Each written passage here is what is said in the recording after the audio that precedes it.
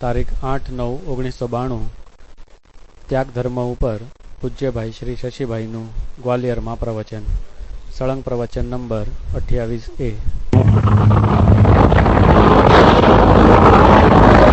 धर्म है वो आत्मा को अनुसरण करके प्राप्त होता है, और जिसका अनुसरण होता है वो आत्मा खुद परद्रव्य से भिन्न होने के कारण स्वयं अपोहक स्वरूप है। ये शब्द आचार्य महाराज ने समयसार की टीका में बताया है कि ज्ञान स्वरूपी आत्मा परद्रव्य का अपोहक है। अपोहक मैंने क्या कि परद्रव्य से सर्वथा भिन्न होने से उनको परद्रव्य का ग्रहण करने का अधिकार नहीं, और त्याग तो ग्रहण पूर्वक होता है। जब आत्मा में किसी परद्रव्य का ग्रहण होता नहीं तो बिना ग्रहण किए हुए त्याग किस चीज का करना?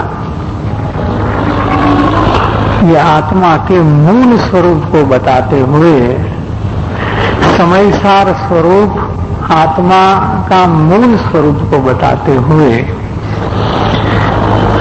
आत्मा को अपोहक मैंने त्याग स्वरूप ही कहा है। ग्रहण पूर्वक त्याग ने त्याग स्वरूप ही कहा है। तो ऐसे आत्मा को श्रद्धा ज्ञान में लेकर के जो भी जीव की परद्रव्य को ग्रहण करने की वृत्ति है, ऐसे परद्रव्य को ग्रहण करने के परिणामों का त्याग हो जाए, या इस प्रकार के परिणाम शांत हो जाए, उसी को उत्तम त्याग कहते हैं। उसके पहले श्रीमद जी ने एक त्याग की परिभाषा बहुत सुंदर बताई है कि परद्रव्य का मैं ग्रहण करता हूं, परद्रव्य को मैंने ग्रहण किया, ऐसा एक अध्यास होता है। क्या? परद्रव्य से अभिन्नपना का है, तो आत्मा परद्रव्य से भिन्न, किंतु परद्रव्य से अभिन्नपना का भाव को अध्यास कहते हैं। अध्यास मैंने भ्रम। इस अध्यास के त्याग को होना ही जिनेंद्र भगवान ने त्याग कहा है। क्या मतलब है इसमें? कि सबसे प्रथम अगर हमें त्याग करना है तो किसका त्याग करना? अगर सबसे प्रथम त्याग करना है तो किसका त्याग करना?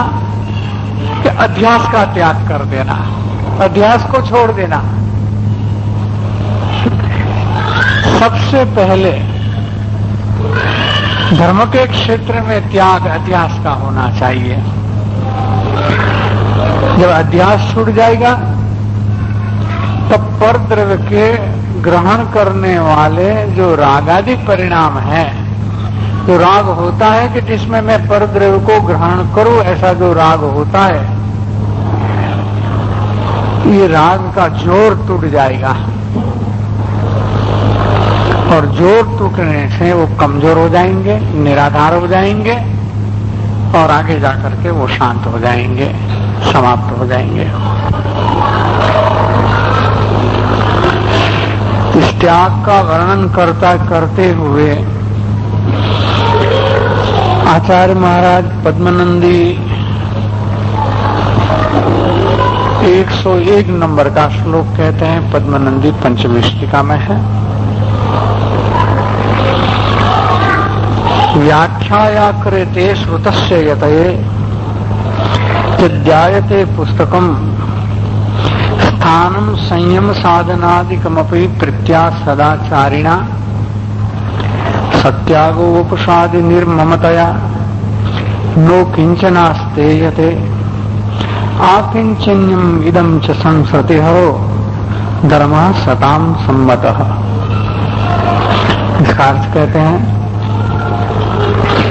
सम्यक प्रकार से श्रुत का व्याख्यान करना। देखो कैसी त्याग की परिभाषा कही पद्मानंदी आचार्य महाराज ने। सम्यक प्रकार से श्रुत का व्याख्यान करना।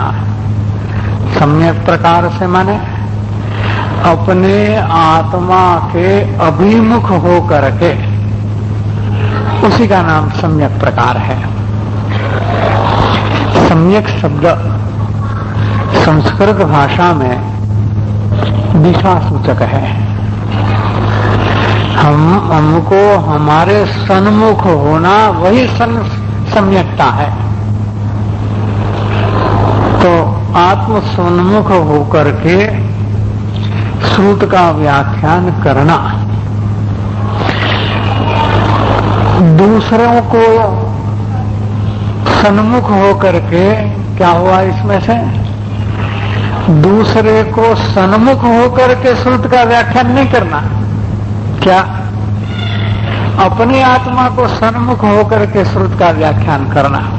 देखो जैन दर्शन में व्याख्यान करने की पद्धति ही कोई अलौकिक है। क्यों? क्योंकि लौकिक पद्धति में तो सुनने वालों को प्रति सन्मुख होकर के उपदेश दिया जाता है, व्याख्यान किया जाता है। जबकि जैन दर्शन में व्याख्यान करने वाले अपने सन्मुख रह करके व्याख्यान करते हैं। श्यामलाल जी देखो, ये त्याग की व्याख्या चल रही है। क्या विषय चल रहे हैं? त्याग का। और इसमें व्याख्यान करने की बात आचार्य महाराज ने उठाई। इसका मतलब ये हुआ कि जो भी व्याख्याता है, माने वक्ता है, जो बोलता है सभा के सन्मुख, उनको मुख्य रूप से अपने सन्मुख रहना है। क्या यही पद्धति सही पद्धति है? परलक्षी उपदेश, दूसरों को उपदेश देना, ये मुख्य प्रवृत्ति व्याख्यानकारों की नहीं होनी चाहिए, ये कहने का अभिप्राय है। मैं मेरा स्वाध्याय कर रहा हूं। क्या एकांत में अगर बैठता तो मैं मन में स्वाध्याय करता। अगर सभा के बीच में बिठाया गया तो जोर से करता हूं, लेकिन करता हूं मैं अपने लिए, अपना स्वाध्याय करता हूं, आपके लिए ये स्वाध्याय में नहीं करता। ये सम्यक पद्धति है, सम्यक प्रकार से व्याख्यान करना।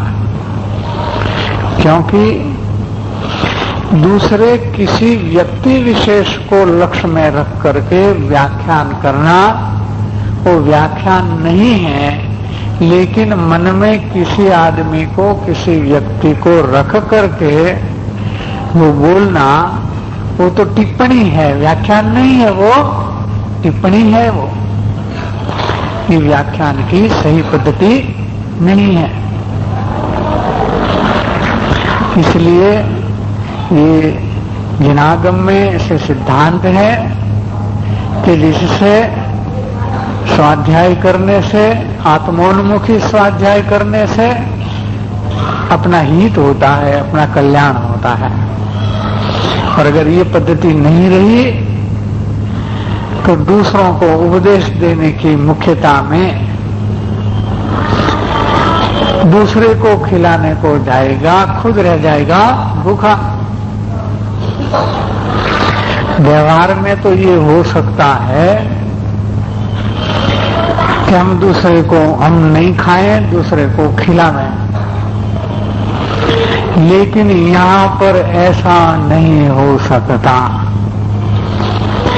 यहाँ तो जो अपने आनंद का भोजन करता है, क्या इसमें कौन सा भोजन है?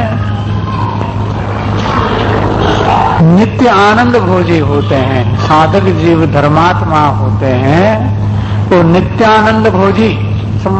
निर्जराधिकार में अमृतचंद्र आचार्य ने लिखा है समय सार में, नित्य आनंद अमृत भोजी। क्या लिखा? नित्य आनंद अमृत के भोजन करने वाले हैं, जो स्वयं भोजन करते हैं आनंद अमृत का, उन्हीं की वाणी में आनंद की झलक, अमृत की झलक आती है, उनकी वाणी अमृत जैसी बोली जाती है, उसको वचनामृत हम कहते हैं। लेकिन जो जिसको आनंद ही नहीं उत्पन्न होता और कहेंगे कि हम दूसरों को जिमाते हैं भले ही हम भूखे रह जाएं, तो ये बात यहाँ पर संभव नहीं है।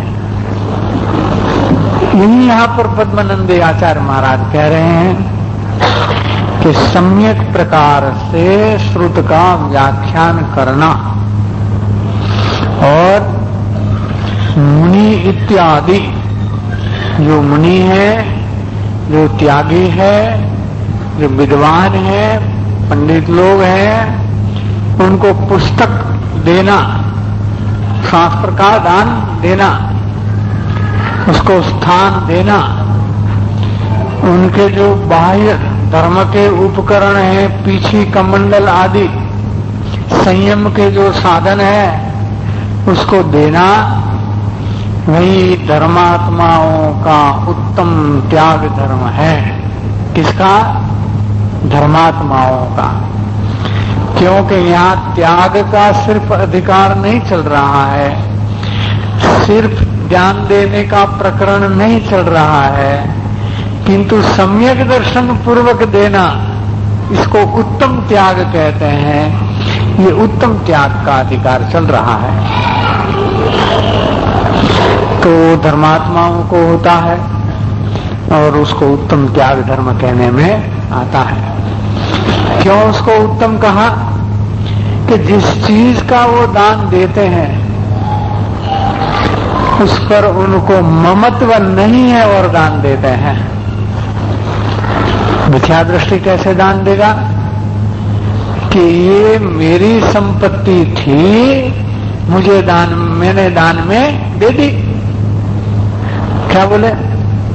कि मेरे पैसे था, मैंने दान में दिए। ये मेरा मकान था, मैंने दान में दे दिया।